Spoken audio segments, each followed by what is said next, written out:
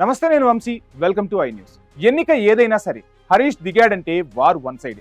Task ఏదైనా సరే హరీష్ చేతిలో పడితే అది ఫినిష్. రాష్ట్రమంతా వ్యతిరేక గాలి వీచినా సరే తాను బాధ్యత తీసుకున్న ఉమ్మడి మెదక్ జిల్లాలో అయితే తిరుగే లేదు. మున్సిపల్ ఎన్నికల్లోనూ చరిత్ర పునరావృతమైంది.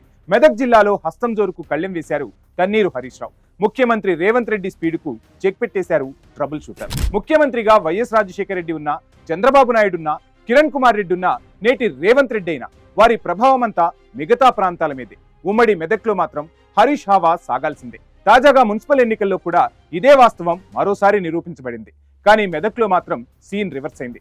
రాష్ట్రంలోని అన్ని జిల్లాల్లో ఫలితాలు ఒకలా ఉంటే మెదక్లో ఫలితాలు మరోలా వచ్చాయి. ఉమ్మడి మెదక్ జిల్లాలో 19 మున్సిపాలిటీల్లో 11 మున్సిపాలిటీలు బీఆర్ఎస్ వశమయ్యాయి. తిరుగులేని ఆధిక్యంతో గడ్డపోతారం, గుమిడిదల, ఇంద్రేశం, ఇస్నాపూర్, జిన్నారం, జహీరాబాద్, తూఫ్రాన్, గజ్వేల్, చేర్యాల, దుబ్బాక, మెదక్ మున్సిపాలిటీలపై బీఆర్ఎస్ జెండా ఎగరబోతుంది.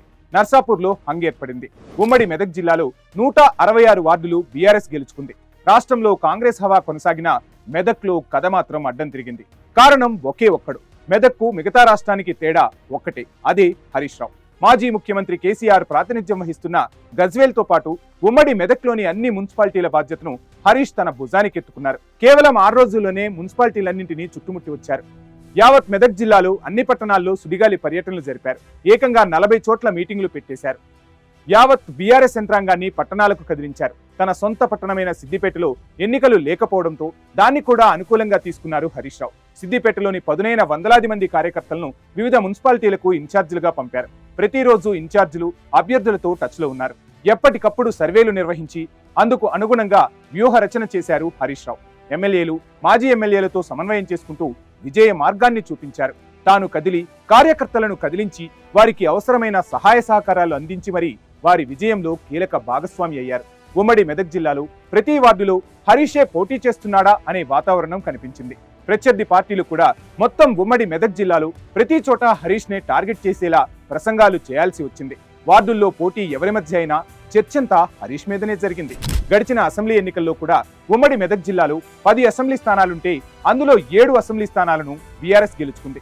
పార్లమెంట్ ఎన్నికల్లో రాష్ట్రంలో కేవలం 3 నియోజకవర్గాల్లో బీఆర్ఎస్ కు మెజార్టీ వచ్చింది.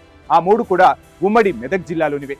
మొన్నటికి మొన్న గ్రామ పంచాయతీ ఎన్నికల్లోనూ బీఆర్ఎస్ కు తిరుగులేని ఆధిక్యత. అంతా హరీష్ మాయాజాలమే. హరీష్ చేసిన కృషి వల్లే నేడు బీఆర్ఎస్ ఉమ్మడి మెదక్ జిల్లాలో ఎక్కువ వార్డులను గెలుచుకోగలిగింది. ఉమ్మడి మెదక్ జిల్లాలో ఎక్కువ కౌన్సిలర్లు గెలవడం వల్ల రాష్ట్ర వ్యాప్తంగా బీఆర్ఎస్ గెలిచిన కౌన్సిలర్ల సంఖ్య గౌరవప్రదంగా కనిపించింది. రాష్ట్ర వ్యాప్తంగా మున్సిపల్ ఎన్నికల్లో బీఆర్ఎస్ గట్టి పోటీ ఇవ్వగలిగిందనే సంకేతం ఇవ్వడంలో ఉమ్మడి మెదక్ ఫలితాలు చాలా కీలక భూమిక పోషించాయనే చెప్పాలి. అందుకే అంటున్నారు దట్ ఈజ్ హరీష్ రావు అని.